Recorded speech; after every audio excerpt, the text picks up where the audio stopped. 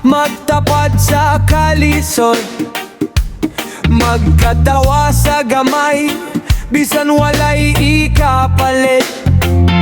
Apan sa dihang nidaghan na ang naa sa bulsa, kalit lang nagbago, murag wala na kailan.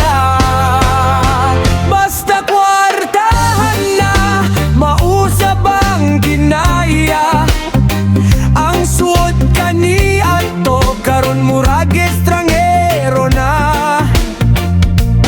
Kwarta ra bagyud ang makapausap sa tawo, ayaw kalimti ang kagikan ug ang mga tawo. Sa una dali ra kaayo mangayo og tambag, karon kung tawgon pirmi na lang walay oras.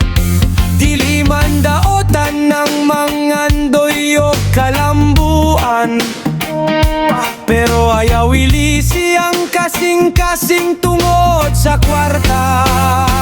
Kayang bahan di mo abot og mo labayra, ang tinuod nga respeto dili mapalit sa kwarta.